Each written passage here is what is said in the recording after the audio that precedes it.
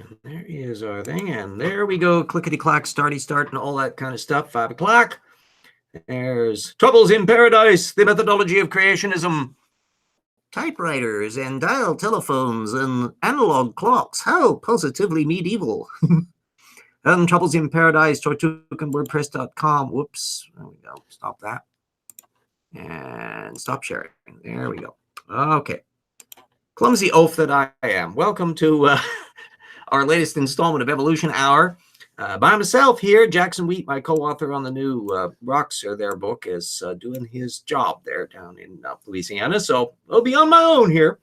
And hi, all gang. Hi, Brian, on the live feed here. We were just talking about SpaghettiOs and spaghetti. This is a highly technical science subject that is naturally important to everybody.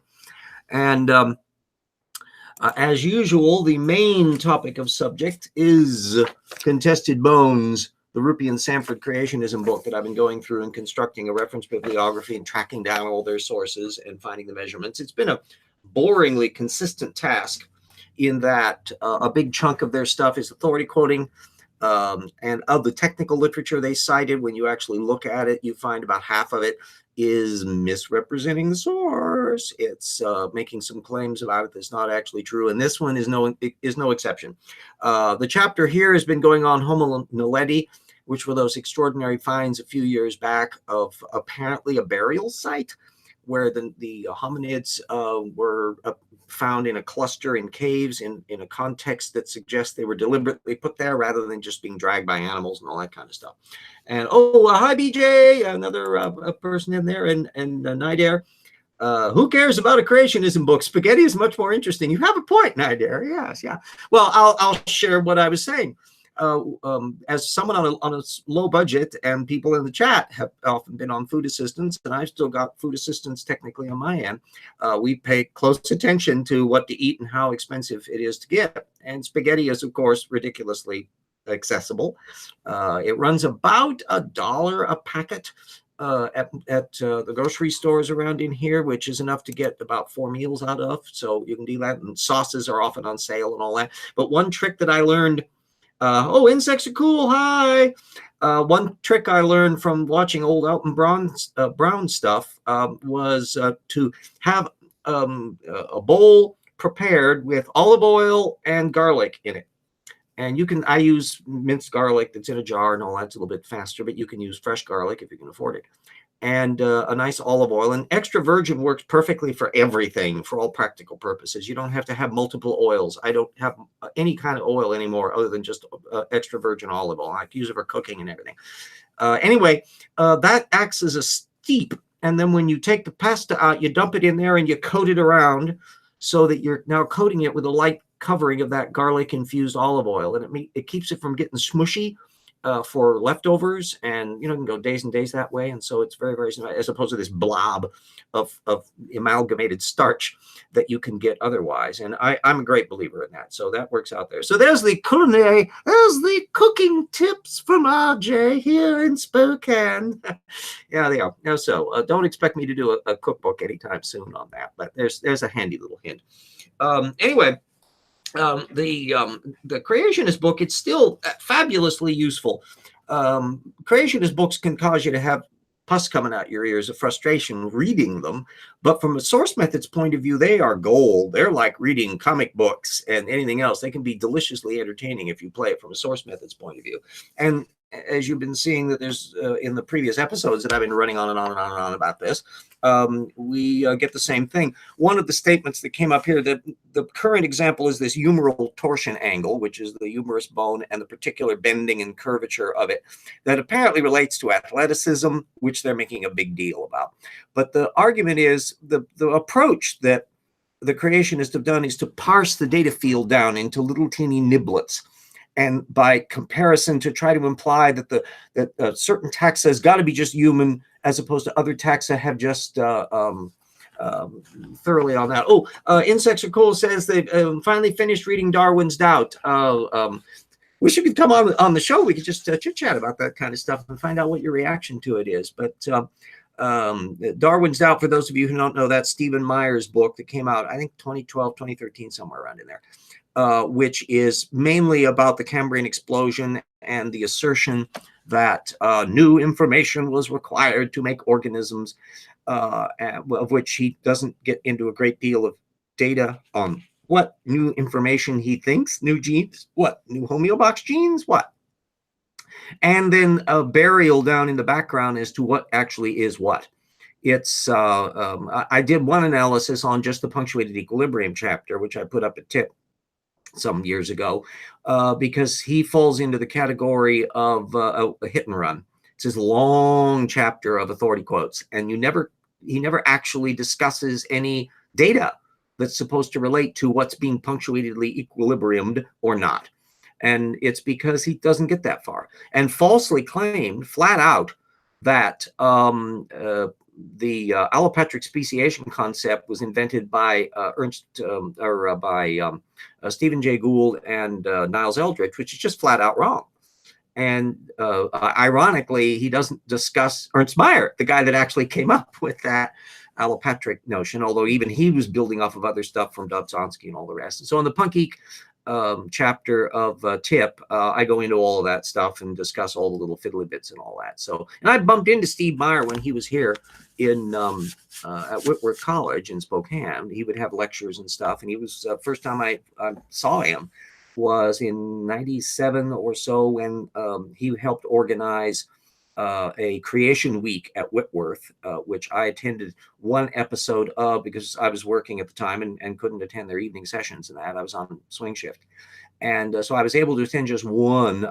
I didn't get to see Ken Miller, who was brought in as kind of an evolution shill, and he was kind of annoyed at all this. But I got to see Philip Johnson for the first time and asked him an annoying question there in the Q&A.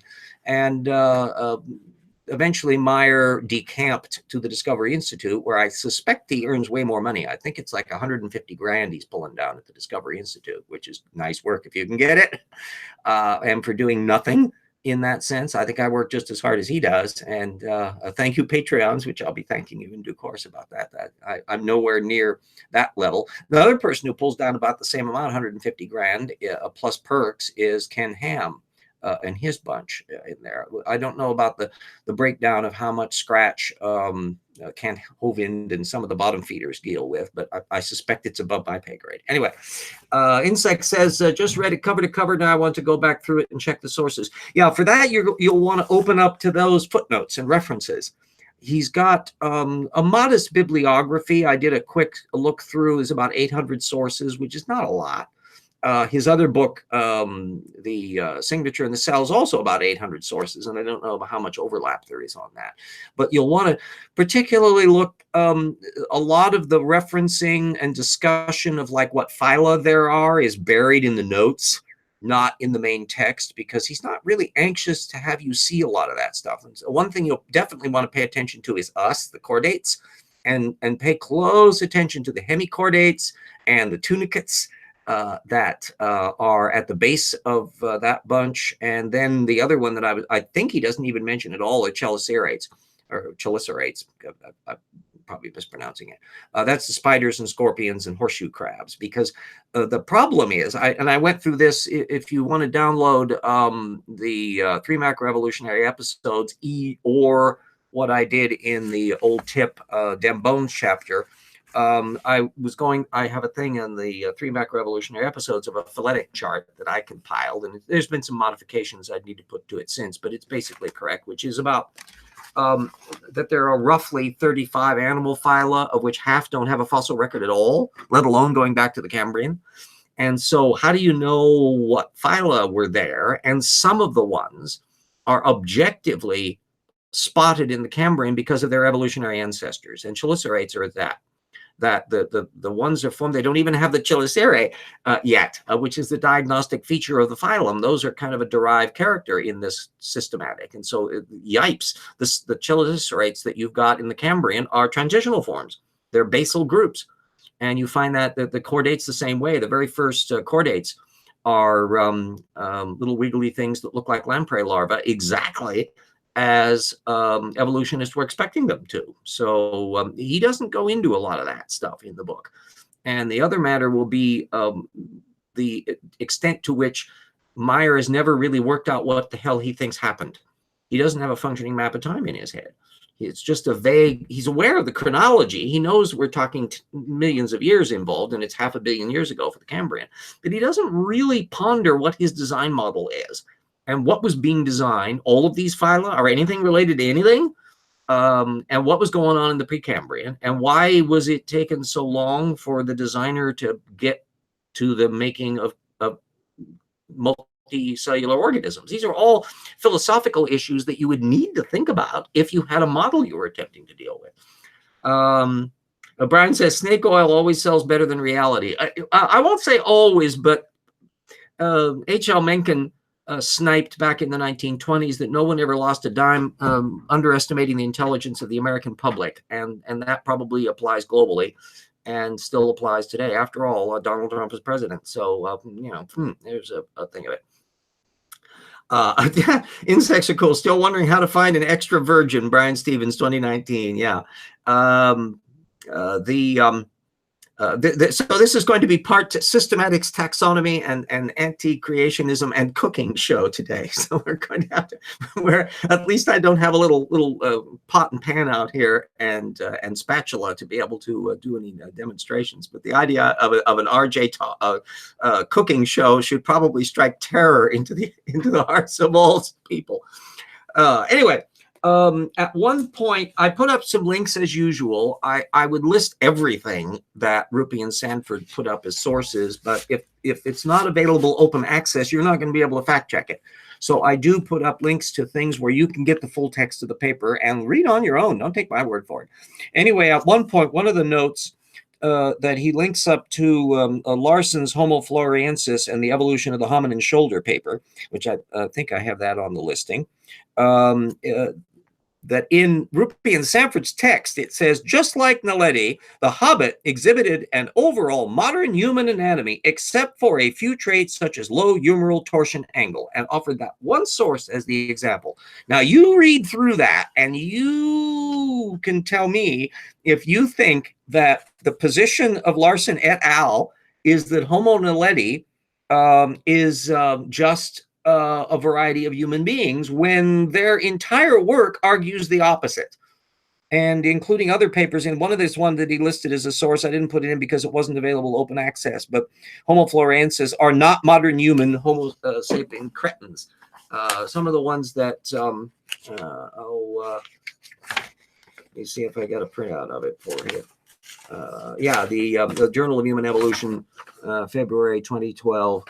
The LB1 and LB6 Homo floresiensis are not modern human Homo sapiens cretins, and not Homo sapiens at all. That's why they're listed as a different genus or different species. So, insects are cool. Says, I'm trying to get on a debate on modern day debate. Who are you debating, and on what topic? Modern day debate hasn't had me back yet. After Standing for Truth and Kent Hovind, it's been nothing on that, and he's had almost everybody else under the sun on there. He apparently is okay with me coming in and making comments in the live feeds, but I don't even have a wrench. I've not been granted the sacred right of having a little wrench. So there we go. And I suppose, yes, and insects, you definitely deserve a wrench. So I'm going to give you one right now. That's boop. There we go. And then just like Brian in there. Hey, there we go. Yes, Insect says, debate on the reliability of the Gospels. Yeah, that's a fascinating project and is knee-deep in source methods. I'll do a brief digression on that matter, because, of course, you have the problem that the early Gospels are very few in number. They date after the fact involved. There's circumstantial data about their internal content that clearly suggests that they're not quite as they appear to be.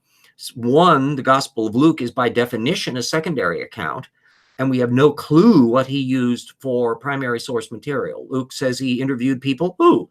Do we have transcripts? That he read other sources. Who? Do we have text to look at, to cross-check, to find out how reliable he is? No, we don't have anything on that. It's a complete fog bank. And so from a source methods direction, it's very problematic, but it can be used to infer things. For example, the fact that the Gospel of Luke's version of the Nativity doesn't match at all the one in Matthew. which means either that the version in Matthew, the 3 wise men and the Star of Bethlehem and all that stuff, and the slaughter of the innocents and all that, was not known to Luke because it hadn't been written yet, or was known to Luke, but he thought it so unreliable he didn't even think to mention it or include it or incorporate it. Any one of those things are direct results of trying to compare Matthew and Luke, and those are the only accounts of the nativity in the Gospels. You only have Matthew and Luke, and they're in a train wreck. So there's provenance problems all the way down the line, and then when you get into Paul, there's a serious debate as to how many of Paul's letters are actually by Paul. There was a wonderful lecture that I listened from Paul Crossan, who is you classify him as a liberal Catholic. And this was literally the first time he'd ever been invited to Gonzaga University, which is a Catholic law college here. And they've got some intelligent design people there, but this was his first invite. And it was really quite a riveting lecture. And I normally have been kind of down on Paul, but I have to concede that Crossan offered a good circumstantial argument that because so many of the Pauline letters aren't by Paul, they're from people showing the mutation of the religion, and the most misogynistic aspects of Paul are in these later texts. So there's a good reason to argue that maybe Paul wasn't as misogynist a jerk as he appears to be from all of the Pauline letters or not, because there's been an evolution of things and things are attributed to him. So there's some food for thought on that. There's a whole section at Tip, the chapter called in the old Tip thing, because the Bible tells me so, where I go into the train wreck between Matthew and Luke on the messianic credentials and the slavery issue, and a whole bunch of stuff on how anti-evolutionists are terrible historians when it comes to the period. And so there's stuff in the various notes on the heretic hunting and witchcraft issues and the Crusades and all of that stuff, as well as slavery and all that. So there's a lot of material in there, and I hope more people will download that and read the little puppy. The one Bible quote, in fact, that I quote full text is Exodus 21 on the slavery rules. If you can read that and not go, then boy, there's pretty much no stopping you on anything. So there's a slight aside on the little side subjects in there. Anyway, the point is that the argument that Rupe and Sanford have been making in their trying to pigeonhole things as ape or human is that Homo naledi and Homo habilis, which they kind of split apart into things, and Homo erectus and others, they're trying to cram it onto the human side. They're just mutant people. And the problem is that if you pay attention to all the data, no, they're not. They're transitional. And if in order to get from a hominid to a human being, would you expect everything all to happen at once? Poof. That would be saltational. You're going to have traits that are very mixed, especially in lineages that don't necessarily lead to people. You're going to have varying traits of elements. You have bipedal hominids. You have some increase in brain size. You've got tool making that pops along. It's a fascinating ongoing field that people are studying. But when a creationist comes at it, they've got a pigeonhole. And that's exactly what we're seeing here, where they're trying to tunnel vision in on one teeny tiny little aspect to say, oh, no, that's just a human thing, and it isn't telling us anything at all. Ironically, one of the little papers they put up there, which was Roach's one on the effect of humeral torsion on rotational range of motion in the shoulder and throwing performance. Perfectly nice little paper that's really not about human evolution per se. It's about the dynamics of our current species. But at the end, they do put a little comment that given the data that we have on that particular little bone element that's in the hominids, it looks like that from going way back a couple million years, at least, you've got indications that we could throw well. And that's all. It's not denying all the rest of the anatomy. And that's the one thing that you can never find Rupe and Sanford doing, is dealing with all the data field. Sanford has been good at that, at skipping data field in his genetic work. And he basically was letting Rupe do all of the heavy lifting for these air quotes scholarship. But by any measure of things, Rupe and Sanford's book is lightly documented and tendentiously use misrepresenting of sources at a scale that's unacceptable for one or two glitches, but not as a constant dirge all the way through the material. Some butterfly discussion over there with insects are cool. Those are the most fascinating creatures to deal with, that whole insect bunch, in part because they're very fragile, so they have a sparse fossil record. Most of the ones in that's true for moths as well, are known mainly by wings. Those things have survived as little bits that come down, but full body fossils are relatively rare. And of course, trying to work out what the genetics are, even to this day, it's not entirely clear how the two differing wing systems, the one that's used in the butterflies and dragonflies bunch, and then the ones that form in beetles and that later on, whether or not they're all using identical systems or whether they're more convergent, and exactly the timing for all of that. There's no fossils to be able to resolve all of it. So it's all paleogenomics work. And we're only just starting to get into the field where you can actually work that stuff out. So creationists to this day, just one couple days ago, who was lobbing butterflies at me on flight, didn't want to discuss vertebrate flight, where we have a much better case, certainly with bats and birds and all of that. And we have the actual evolution of bird wings from the theropod arm and development of feathers and all that kind of stuff, which he didn't want to discuss. So anyway, those are some food for thought for the ongoing bit of misrepresented of source material, and you'll find that there's so much data and delightful work on that. There's the fact that Homo floresiensis, the floresiensis, has never been classified as Homo sapiens by anybody in this field, other than just a very narrow group who were arguing that they were cretinist, deformed people that were dwarfed because of the island. And that argument is not borne up well, as they found more and more examples of these. The idea that you would have isolated oddities becomes much, much less likely the more fossils you have.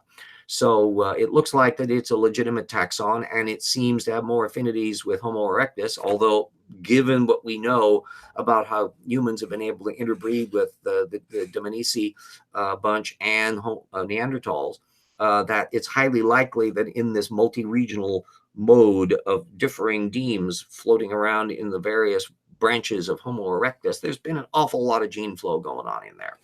And unfortunately, the Floresiensis bunch are a little too far back to carry an awful lot of useful DNA information, unlike the Neanderthals and Dmanisi and that, which are close enough in that they can actually get remarkable detail on the DNA. In the case of the Neanderthals, they survived down within last 50,000 years, that you can get full DNA out of those little fellows. And I never thought I'd live to see to that period. So we're in a great day to be in, and we can observe, therefore, the creationists not paying attention to most of the data field on this subject. So that's the exciting world of Rupe Sanford's book. It's not at all surprising, the structure of it. Anybody that's looked at how anti-evolutionists construct their books will see that there's a great deal of deck stacking and model hiding. And we'll see insects are cool. It'd be fun, actually, if you can do a webcast thing. I'd love to have you on the show, and we could chit chat over the Darwin's Out book and have that. It's a perfectly wonderful subject to go into, because I'm trying to beat the drum for source methods for everybody, that everybody can and should play this game.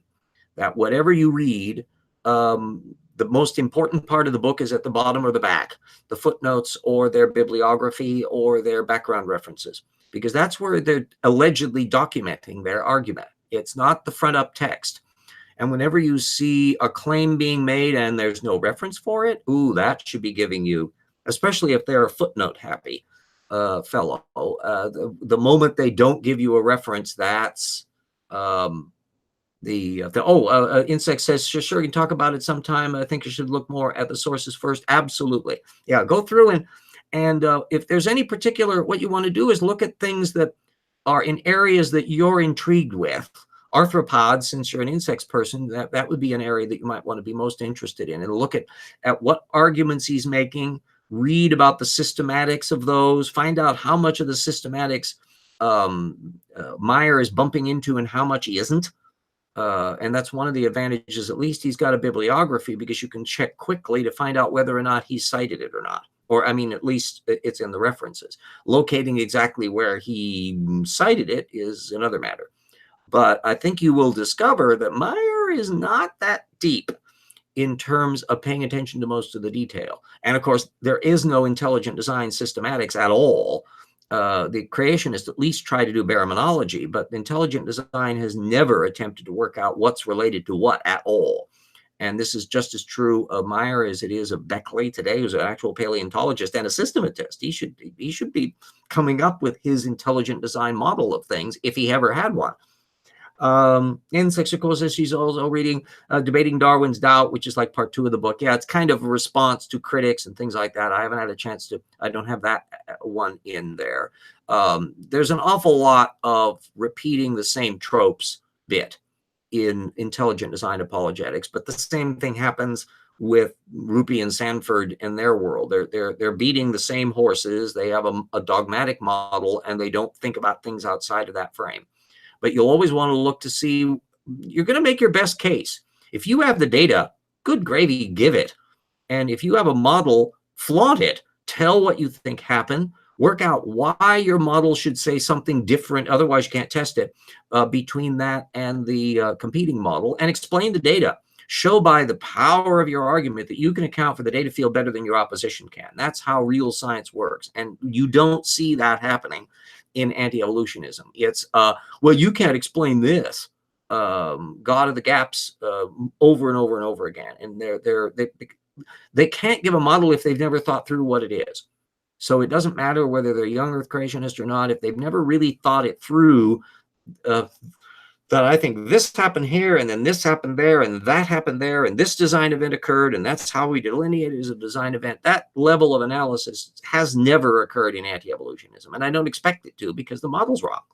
So they can never, if you've got a binocular that's painted over black, no matter how many twistings you do on the dials, it's never going to bring anything into focus. And so if you don't have a working model to begin with, you're never going to get anywhere. So there we go. BJ just showed up stromatolites. They are fascinating little things. Rare in the modern world. They're layers of bacteria that form layer cakes, and so they look kind of like hassocks and about the same size as a hassock typically. But very rare in the modern world, because the bacteria that produce them can't get big colonies like this unless they are not being eaten by everything else. And so they are in very rare places. There's a bay down in Australia that's hypersaline, and so nothing lives in it except these little critters. So they have the place all to themselves. Ta-da! Well, in the days before all these complex animals had evolved, stromatolites ruled the roost, and they're very common in the fossil record. So whether they were using similar bacterial forms as the ones that make stromatolites today, I think there's still some disputes about this. And the idea that different bacterial forms could actually produce slightly different stromatolites, that's a side issue, all that. Insects, of course, is you like learning about the Cambrian explosion. Might try to do my second debate on it. Yeah, that's one where creationists have for a long time thought this was their long suit. You can't explain the Cambrian explosion. You can't explain the origin of phyla. Yeah, yeah, yeah. Oh, wanna bet? And so when you really dive into that, if you want to deal with the Cambrian, though, you will want to be very familiar with the phyla. You'll want to know what the latest research is on what's going on there and the genetic developments on it. There's a lot of people, Irwin and Simon Conway Morris on the Cambrian, and there's an enormous amount of technical literature that's available both on the paleontology and the developmental biology of the development of clades and body plan types.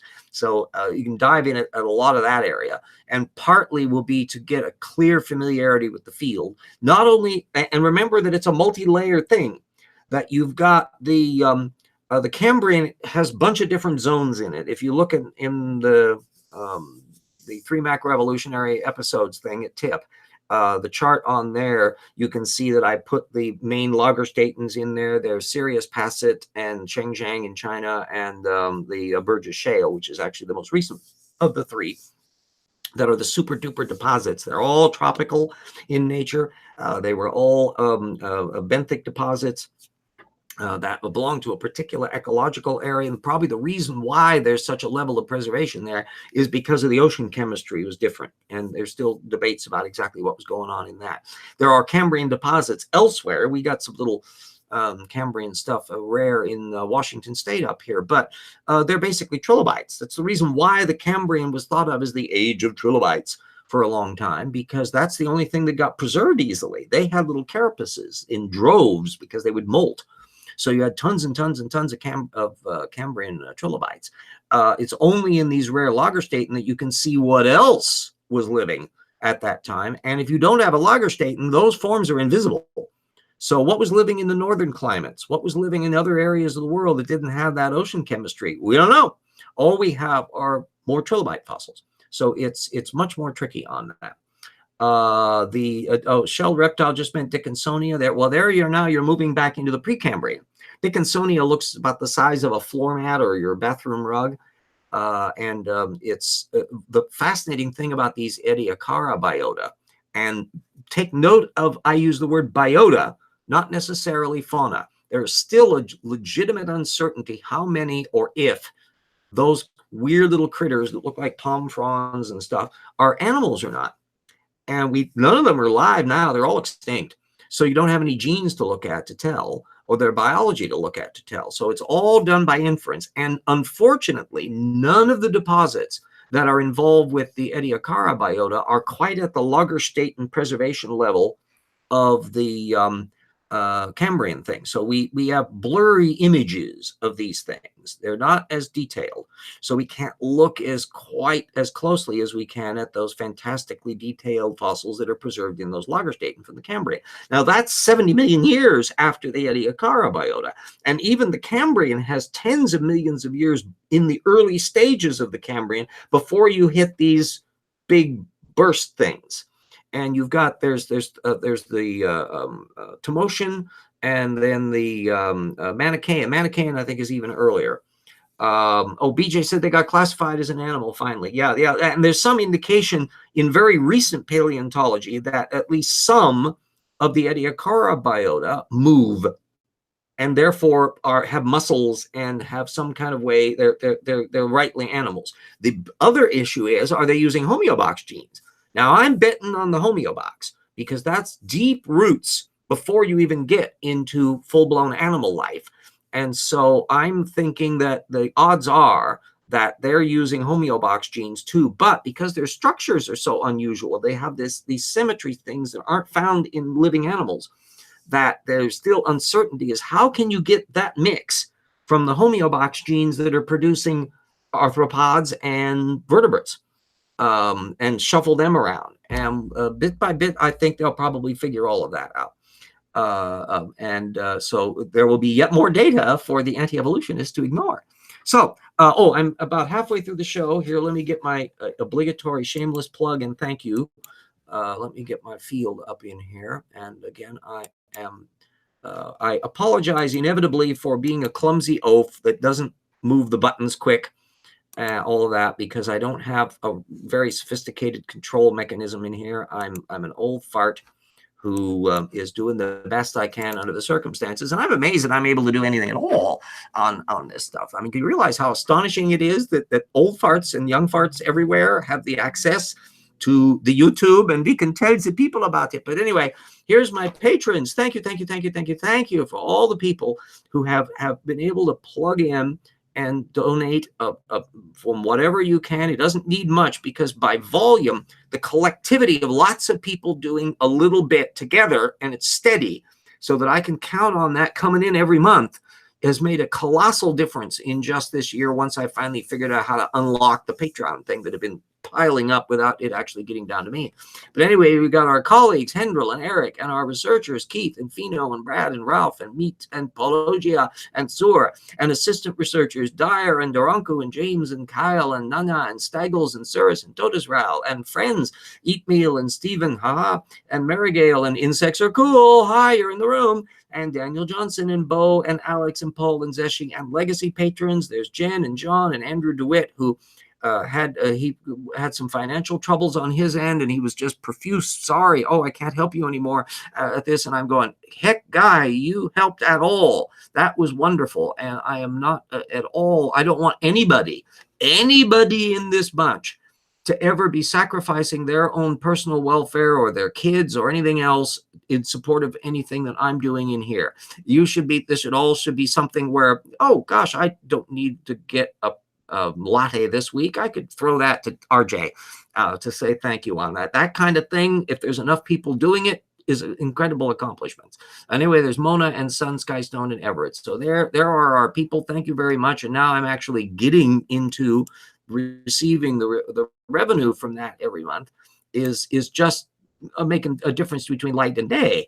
It was able to get more fuel for the furnace to keep things at a 60-degree temperature and all of that. And now we're finally getting out. It was about 60 degrees in Spokane the last couple of days, and the snow's disappearing. And so, cross fingers, things are well. But anyway, there's the word my website. It's a clunky WordPress thing, nothing fancy schmancy on it. I tried to do I still haven't gotten the navigation skills to work out to adjust it or change the imagery or anything on it. I'm slow as molasses on that, but I've been busy doing a lot of other stuff. So I go, which priority is it? The graphic cutes or the content? And I am way too obsessed with the content. I'm doing 2 books simultaneously, the new Rocks book with Jackson, and also the second Paralogs of Fog novel, as well as these evolution hours, and also jousting with anti-evolutionists in every circumstance. So busy beaver here. Anyway, there's the Patreon site. All you got to do is to click that. There's a direct link in the video description on that. And there's also the GoFundMe.com DCGo, where you can also help there, and you can do recurring payments and stuff there. So if you got $1 or $5 to spare on a basis like that, instead of having to do a thing where you do a big lump all at once, consider that a recurring thing, because that's something I can count on and anticipate, in addition to my Social Security and the fluctuating book revenues and all of that stuff that comes along. So anyway, there's the can rattle and the thank you. And I am very, very, very, very, very mindful of how this sort of grassroots support can occur in the real world that we have now. And people like Richard Carrier, for example, he points out that he gets his primary income now from his Patreon system. And Pelagia, who pushed me onto this as well, as did Strike. It took me a while to get the hang of the whole thing, but it makes a giant difference in this. And I'm having my midlife crisis in my 60s. But I can tell you that I'm not in any sense a retiree in this way, because I'm doing work that I love to do, that I think is important, and that no one else was in a position to be able to do on this scholarly methods thing, because I had such a large data field that I had accumulated already. And so I think I'm contributing stuff on this. So everybody that wants to pat me on the back and say, yep, I guess you are, that's much appreciated. So back onto the thing. Shell Reptile is Parvin Corina. Yeah, I think that's the one that's still uncertain as to whether or not it's at the base of the trilobites. And the thing that looked trilobite-ish, but remember, it's not in a super duper Lagerstätten context, so it's hard to tell what's on the inside. And so there's some circumstantial evidence for soft-bodied trilobites before the famous molting trilobites. And it would be neat if we had more really spectacular Lagerstätten earlier in the Cambrian to see what was going on. I mentioned the Tomotian phase, the small shelly fauna. What you get in these things look an awful lot like an extinction pulse. That the Ediacara system probably had a bunch of little teeny critters that were so small that they aren't showing up in the fossil record because you don't have Lagerstätten.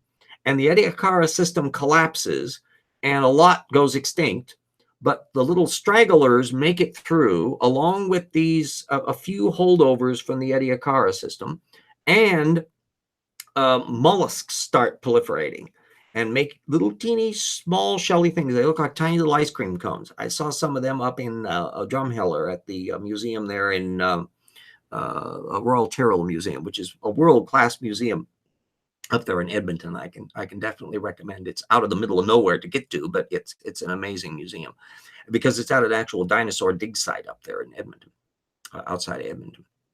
But anyway, the small shelly fauna are all over the place because they produce hard things, and you have to ask yourself, why are they making shells? Because if you don't make a shell, you're dinner. So there's strong evidence of predation and an ecosystem that's invisible because all we're seeing are the little shelly things. And then they start fading away.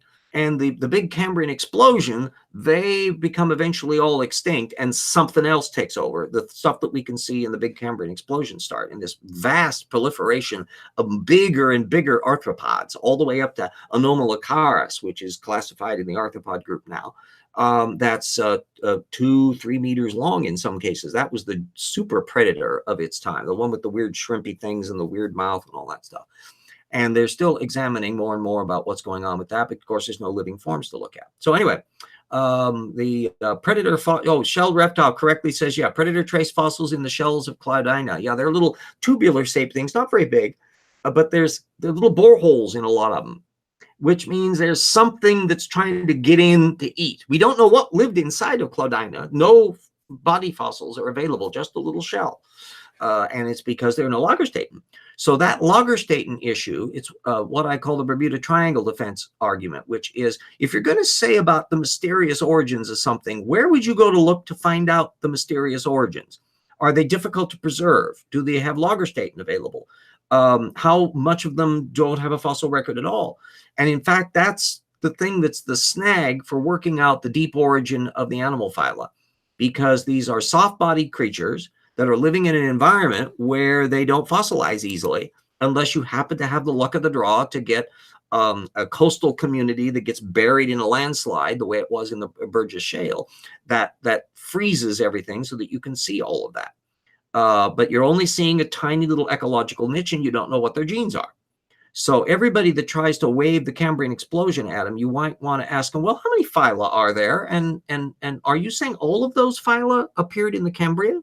Evolutionists can say that because they have the genetics data in addition to the fossils. So half of the phyla that don't have a fossil record, they can presume they must have existed back then because of the deep branching of their genetics. But can you look at it by fossils? No. If you're a non-evolutionist, though, and you don't allow all of that information to have phylogenetic inference, then now they're screwed. The vast majority of the phyla aren't known in the Cambrian. And what you see in the Cambrian ain't at all like what we see now. So somebody saying, well, the chordates are in the Cambrian. Are you claiming that all the chordates are related? That we're a chordate.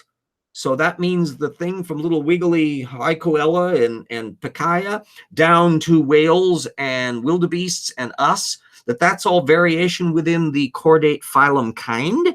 Are they? No creationist is willing to argue that a phylum is a kind, except in very rare circumstances when there are very few animals involved. And I know no creationist is willing to argue that chordates are a kind.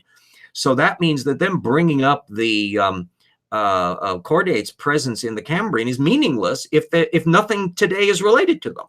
So in a debate context, you might want to bring that up as a question to say, are you admitting that there are some things alive today that are descended from the things that were alive in the Cambrian? Try to pin them down on that. And problem is, I noticed this with somebody when I was at the Luskin speech some years back. I think it was like 2013 or so. And one of the little creationists in there, who I think was a young Earth creationist, and he had read Darwin's Doubt. And I was quizzing him about the phyla based on his understanding of Darwin's Doubt. Well, he didn't know anything about any of those phyla because he'd read only Darwin's Doubt, and Darwin's Doubt doesn't tell you much about him. That he's trying to make an apologetic argument. So I was measuring how little substantive content that book actually has for making sense of what was alive and when and what happened to it next. So there we go. Clade says science should commit to not use explosion ever again. Well, it's not an illegitimate term. The idea that there's a huge diversification of phyla and that the phyla are popping up relatively quickly in that time frame is some that's discussed by actual paleontologists. And I'm of the mind that there is a good argument to be made. There was a brand new paper just out on trilobites that suggests that they are probably appearing fairly early in the Cambrian. That ironically, their evolutionary rate all through their thing is relatively not super fast enough that you need to have them appear much earlier than that to get the variation that you can actually see. And I'm sure some creationist is going to misrepresent that one as well. So I want to make sure I'm 544. I better make a point of mentioning the other 2 points that I was raising. One of which is Denise O'Leary shoots her mouth off again. I follow her on Twitter, and eventually she may block me. Who knows? But she is a Canadian pusher of intelligent design and very much addicted to secondary sources. Very seldom does she actually link to primary source material. But anyway, whether or not there's some indication she actually writes a lot of these uncommon descent posts, but they're not under her name. But sometimes the context when she'll say I and others clearly mean actually she's the one that's writing some of this stuff. But I'll technically regard it as not by her. But anyway, she bumps into the reptile mammal transition. And it's this little thing here. I put the link up to it. And you can see my little notes and stuff I put on there. Researchers, mammals, arms, backdated 100 million years, predate the dinosaurs. Well, this is a paper, Antiquity of Four-Limb Ecomorphological Diversity in the Mammalian Stem Lineage Synapsida. This is the reptile-mammal transition, gang. This is not mammals. This is what the thing that occurs before mammals.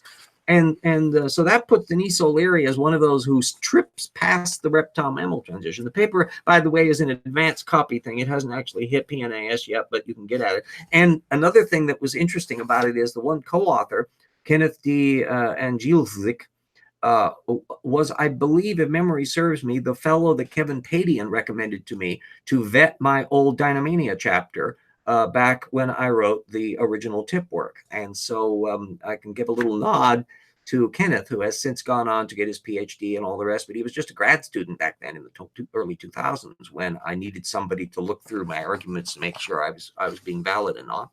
And I had all the chapters vetted on that thing. Now I'm such an arrogant bastard that I wrote Evolution Slam Dunk just on my own and said, I think it's correct. And when Christine Janis had read it and had no criticisms of it, I'm going, okay, I think it's pretty good. So I try to self-vet myself very, very carefully on that. Anyway, it's another example of where there's actually a data field that Denise doesn't really understand the implications of what she's arguing. Ooh, the elements, mammals have an interesting behavioral traits and things. And the same thing occurs over in dinosaurs. The interesting bit about their bipedality, and there's a whole bunch of almost dinosaurs that have almost the same erect format as what came to be the case in the dinosaurs, but the dinosaurs finally developed that form, and that took off in a way that drove all their competition out. Well, mammals have a lot of the same things of where they make use of their front limbs. It's probably no coincidence that front limb specialization, if they ever get more fossils, is probably the reason why bats eventually develop flight. And that there are a whole bunch of things that you can do when you have differential variations where your hind limbs are doing one thing and your front limbs can do some specialized stuff, and the ability to move in certain ways, the same way that our diet is so much varied, because we have the ability to do this way better than reptiles can, because we have a jaw muscle on the outside of the jaw and it's looser than the inside jaw form that's the old reptile jaw hinge, which we still have buried, but it's no longer jaw, it's ear bones. And so that articular quadrate thing is doing something else completely different, and we end up doing other stuff, including the ability to go and say stupid creationism things and write books with our derived digital hands here. So there we go. The other bit that I've put up was just a little side thing that I've been nagging at my brain for quite some time, which relates to Sutton, Mike Sutton, and his occasional side swipes at Darwin. And I alluded to him a little bit in the Dissing Darwin 1.5 at TIP. And he came up with yet another paper a ways back, and it took me a while to research the background of it. That it was Sutton is not an anti-evolutionist, I found out, because I was exchanging some comments with him on Twitter, but he is a Darwin snarker that likes to downgrade and say Darwin was copying other people's arguments, and Wallace supposedly was as well. That was the 2014 argument that he made. But anyway, this latest paper that he co-authored, they were scavenging with an algorithm search to find phrases, and the 2 points that caught my attention were specific related to Darwin and Dawkins. And Sutton and this co-author contend that Darwin was not the first to argue for living fossils. There was a reference to it all the way back in the early 1700s. Well, I tracked down the original piece. It's available online. I didn't put the full links because it was around the corner in Mulberry Bush to find the damn thing. But it turns out that it was a letter that was talking about stuff that had actually been taking place in the 1690s. And it was about a guy that was a naturalist of his time, and he visited Ireland, and he was looking around at all the Irish stuff, and some people brought up what he described as, a living fossil mussel.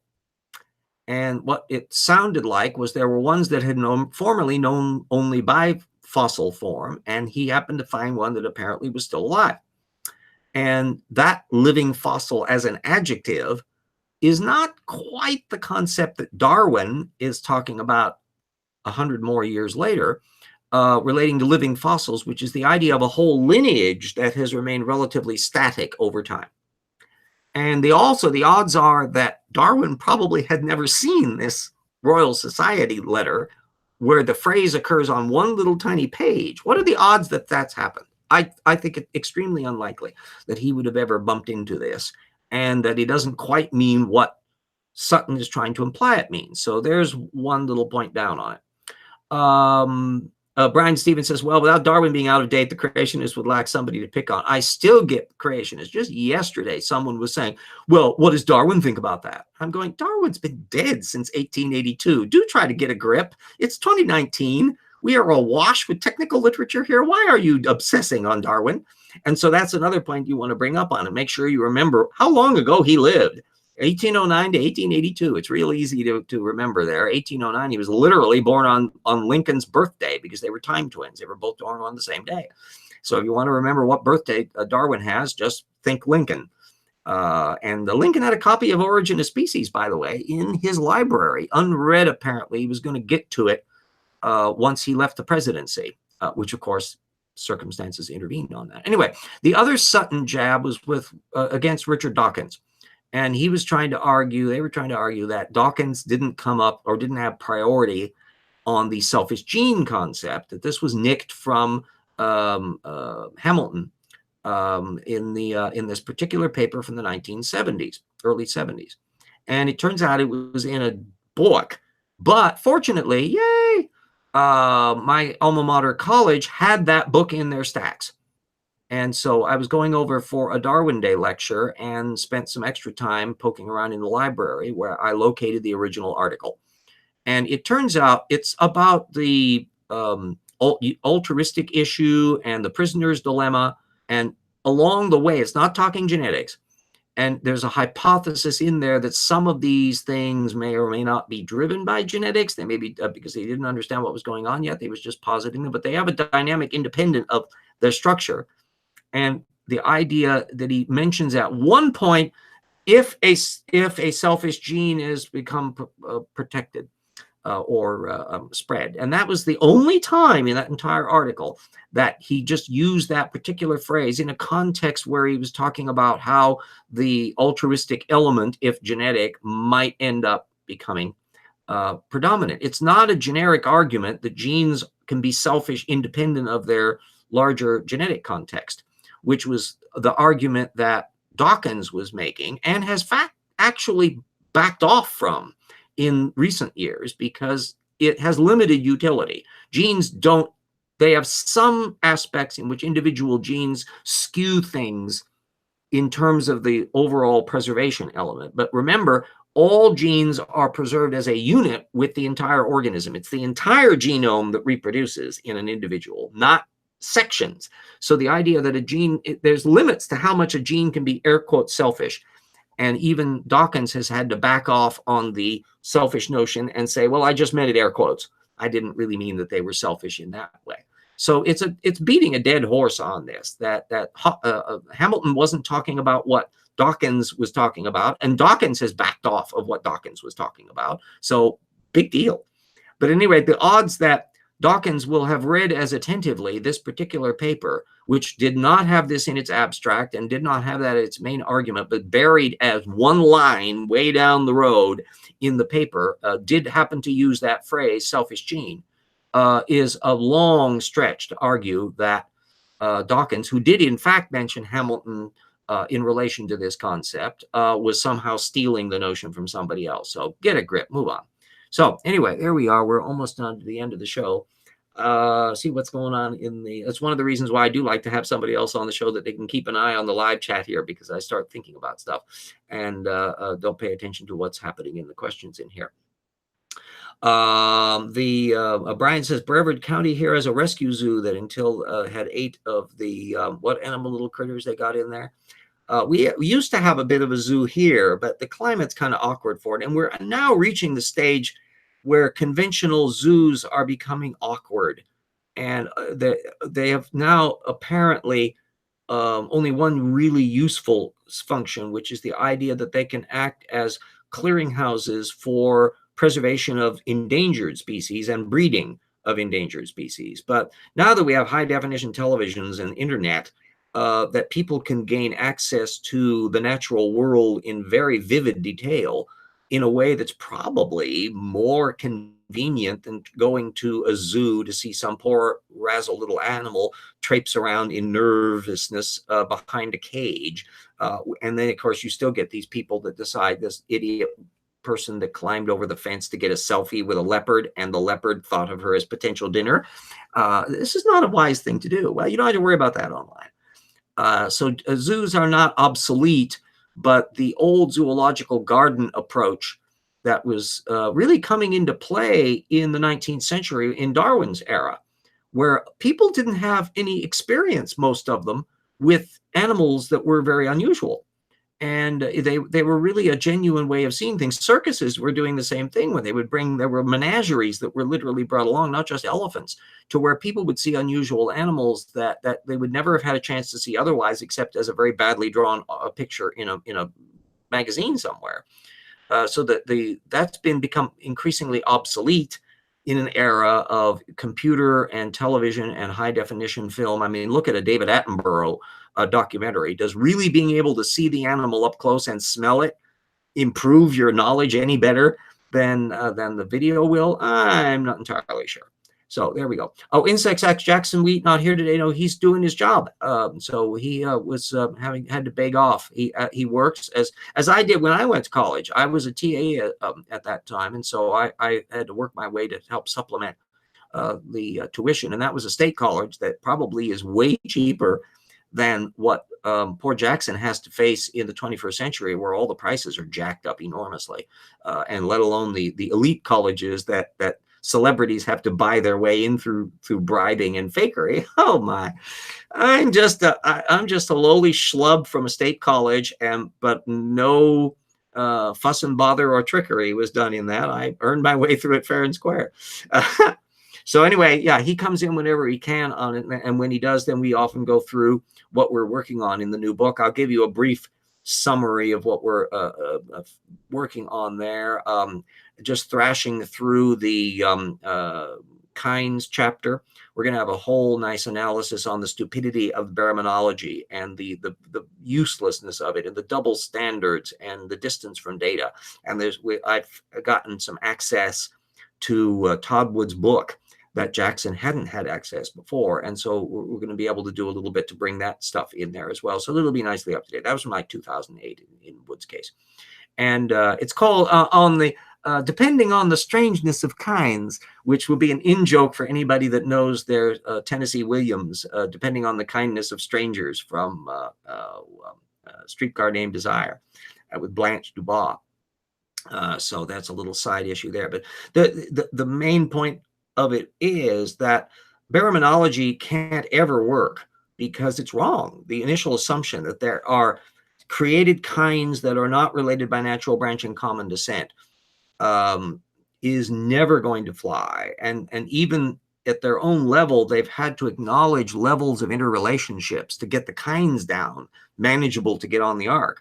That they basically swallowed implicitly huge swaths of natural evolution. And if you start looking at all the tyrannosaurs are the same kind, wow, that's a lot of variation going on in there. And the horse sequence, that makes the hypocrisy on the hominids so ridiculous.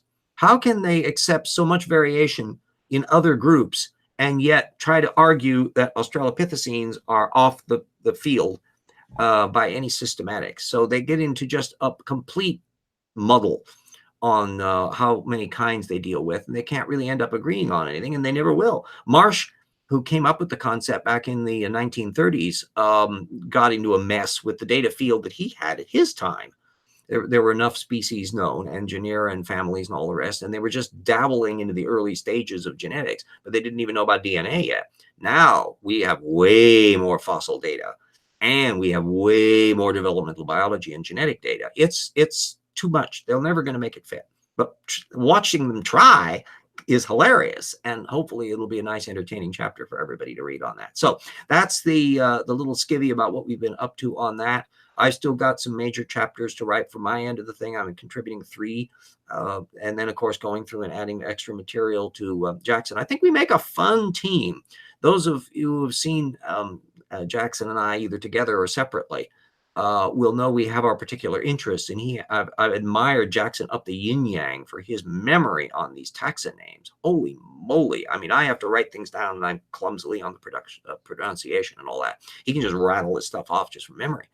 And so he has perspectives on things that he's getting from his current college field. Nothing prepares you for the world better than bumping into full-blown work at the college level. That's what happened to me when I hit college from high school. My interests were in history primarily, and you suddenly discover that the history books and teaching you had in high school was based on the filtered versions of stuff that had been done 20 or 30 years before. Now suddenly you're bumping into the cutting edge historiography when you hit college, and the same thing is happening in the science field. So it's a beautiful interchange that we've got going on here. BJ says, can anyone live in Australia and think the Earth is 6,000 years old? Can anyone live anywhere in 21st century and think that is that? Insects are cool. Ask, are butterflies and moths different kinds? As far as I can see from the very limited baraminology on that area, and remember how many insects there are. I mean, there's just 600,000 species of beetles. They're the most prolific animals on Earth among multicellular organisms, but that they would not regard them as the same kind. And don't hold your breath that there's going to be any rigorous systematics on that. Immutable destiny. Are there many fossil specimens where creationists can't determine what kind species the fossil should be assigned to taxonomically? Yeah. You can usually tell it by the fact that they just don't discuss them. So that's the whole point. Shameless plug for Evolution Slam Dunk. I went through all anti-evolutionists, and would in a future edition would be adding on Denise O'Leary's latest example of anti-evolutionists who have bumped into the reptile-mammal transition. And they're going to have a devil of a time trying to sort out that bunch. The one baraminology paper that had been done by M. Aaron, and I literally don't know whether it's a male or a female because it's no indication of what the initial refers to. But anyway, their one study of one niche group, the Cassiids, in the early reptile-mammal transition. So they're picking as obscure a group as possible. And even then, Aaron flushed a third of the data down the drain and avoided implications that it would have spilled over into an adjoining family if he had kept all that data back in. So yeah, they have a terrible problem with that. The tyrannosaurids, dinosaurs, they tend to lump together at the family level. Well, there's a huge amount of variation going on among stegosaurs, among ceratopsids, and ceratopsids link up with protoceratopsids, and protoceratopsids with psittacosaurs, and they don't want to think about that much either. So there's a mess. And then in our own family bunch, it's notorious that over the years, creationists have had a muddle as to where they place fossils. So are Neanderthals human beings or not human beings? Are Homo erectus human beings or not human beings? Is Homo naledi and Homo floresiensis and all of these humans or something, or apes? And they're easier with the more obviously ape-ish Australopithecines, but they get into a complete muddle when they're trying to deal with the almosts. And I'm making a point in the new book about the almost this and nearly that problem, that if you look closely at most systematic things where you have a good fossil record, not perfect, nothing's perfect, but a good fossil record, odds are you're going to be finding lots of almosts. And that's why there's a Dinosauriformes group that's the almost dinosaurs. There's the Mammaliaformes. There's the Crocodiliaformes. There's all this one where the fossil record is accumulated that much. and in just the last 20 years. And you can objectively do, if you see any analysis on this from any creationist, let me know about it, and I'll check, see if I got it in my tip bibliography. And if not, I'll add it in. But there's an example that you can see in any baraminology study of look at the primary sources and see what data they're leaving out. So that if they're thinking that there's going to be a baramin, what's adjacent to it that they're just not thinking about and leaving out as an outgroup. Anyway, there's the side on that. See if there's any other questions going on in here. Mutable Destiny says, how do you ignore a third of a data set and expect to get anywhere near valuable results? Well, become a creationist and find out. In chemistry, it can take weeks to obtain large data sets, and you need statistics to validate your ideas. Yeah. The thing that I'm measuring, and one of the reasons why I rattle my can for support, is that the source data analysis that I've been doing in TIP is something no one's done before. Nobody. That there has been source methods criticism. Lots of people do it. I didn't invent that. Pelagia does that. Old Arthur Strahler's Science and Earth History, classic anti-creationism book from the 1980s, was doing that, looking at sources. But I'm ratcheting it up to a new level because I have not only the access of all this material, but I'm keeping count of it all so that I can literally tell you how much creationists, how many of them actually make source analysis arguments, primary source data arguments, and it's small, only about 150 out of 9,000 cite primary source works. Of those, only about 60 are fact claimant people. Everybody else is just copying. So some people will cite a primary source, but it isn't because they did the work themselves. They're just copying somebody else, like people who siphon off stuff from Steve Meyer. Steve Meyer would be a fact claimant, by the way, but there's only 60 people. And altogether, they've only cited about 4,000 technical papers. And that's against my data field of 26,000. So mine is a floor and theirs is a ceiling, because an awful lot of their sources are for authority quotes, like we've been seeing in the Rupe Sanford thing. So my heuristic, my floor is not the entire literature. It's what I've encountered. So it's fair to argue as a rough heuristic that anti-evolutionists miss 90% of the data field. And if you're missing 90% of the data field, you have no model in principle. You can't account for it. So there we go. Glade Starfish says pretty much every science paper published is anti-creationist. In a fundamental sense, yes. That every bit of their work is working on the primary source paradigm. And the attempts when creationists try to hijack a technical paper, like Denise O'Leary was doing with that synapsid paper, are going, are you really sure you want to do this? And that's why the more you can get access to the material, the better. Immutable Destiny says, has Kent Hovind ever been cited as a scientific authority in creation literature? Not really.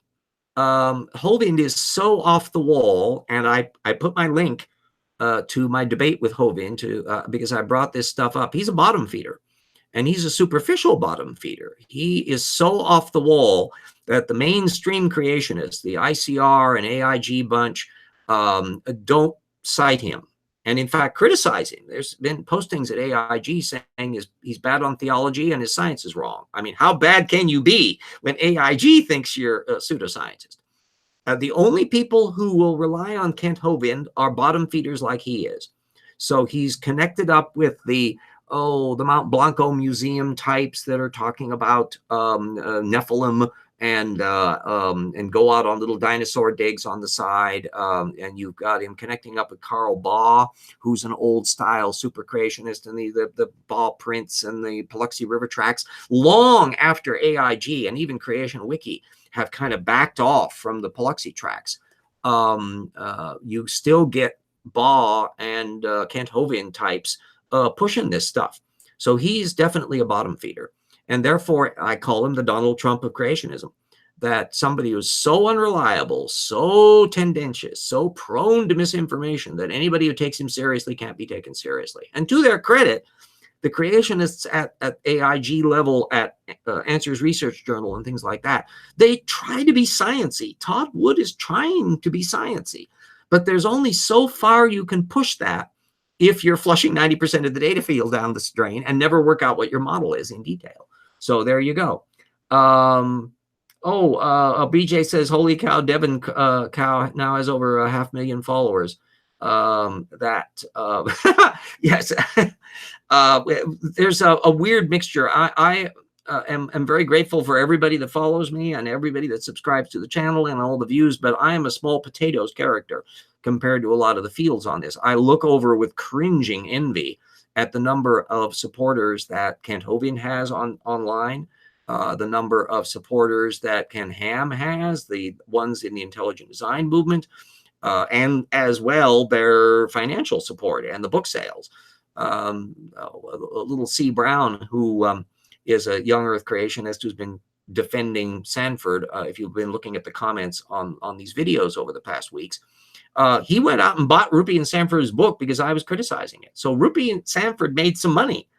He hasn't bought my book. So everybody that thinks that I'm more valuable than Kent Hovind or Rupe and Sanford, that if you don't have Slam Dunk, get it and tell people you know about it. I'm very proud of the work. I think it's an important contribution. Christine Janis thought it was an important contribution, that it was a powerful work. If you know any regular publishers to let know about it, I'd love to do an illustrated second edition. I'm primed to do that.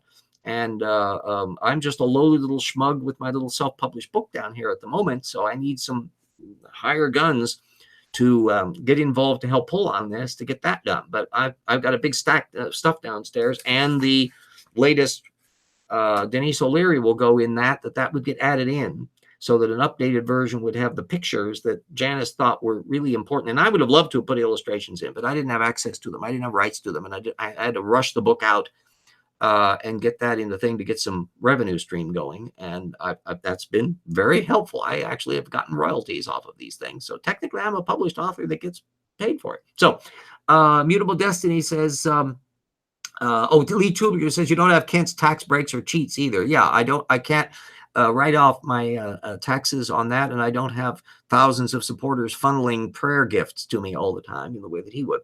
But Immutable Destiny says AIG shot themselves in the foot when they decided to try avoid taxes and lose about 10 million in profit as a result with the ARC encounter. Yeah, they're in an awkward mix of the issues that they want to avoid taxes at the same time they're getting tax breaks. And the local community is getting increasingly pissed off because the ARC encounter was promising pie in the sky revenue for them, that they would AIG is still wanting their tax breaks, even though the point of this was that they were going to be giving a little thing on tickets for the city would be making money off of those ticket sales to some extent. But the ticket sales, when Strike went and visited the museum, he had no trouble finding parking. The place looked like a ghost town. And you have, it's highly unlikely that this thing is doing all that well. It won't necessarily go bankrupt and will stand as a monument to pseudoscience. It's well built. It won't float, of course. You know, it used all your traditional Hebrew building techniques of reinforced concrete and rebar, but had some really spectacular woodwork in there done by a bunch of Amish craftsmen. So I don't fault them on that. It's well crafted. Strike is assembling the videos, and I've been doing some comments on the various captions on the kinds in there that beautiful it may be, but pseudoscience it still is. And every one of the captions that they put on their little animals carries with it big problems. And it would have been nice if one of the that would be a future thing to do as a project is fly me down there with somebody with a camera and let me go through there in the way that Bill Nye didn't, because Nye doesn't know systematics. He doesn't know creationism. So he could literally see most of their captions and not have bells and whistles going off going bing, bing, bing, bing, bing. You're bringing this up? You really want to discuss that? You need to know the material. And that's part of the thing I'm trying to do with source methods, is to get more people armed with the primary source data field so that the bullshit that comes through from creationists, they can't pull off with us, because we know the data field better. We know their arguments better than they do. And we know the science arguments way better than they do. So there we go. And we're well past the hour. I went 15 minutes past even without somebody on here to talk with directly. And so that will be the show for today. Thank you for tuning in. Remember to follow up on the links, tell people about the project, freely admit that I was just called a pain in the ass by Jay Katz, who is a creationist on there. And I said, I should hope so, and you're an affront to reason. And so I think that it's okay to be a pain in the ass if you've got the evidence. It's not okay to be an affront to reason, even if you're terribly polite. So anyway, I'll be shutting down for tonight, and everybody check out stuff and tell people about the books and the projects. And if you can become a patron, much appreciated. And if you can use the GoFundMe, much appreciated. And at any rate, be here next week. Okay.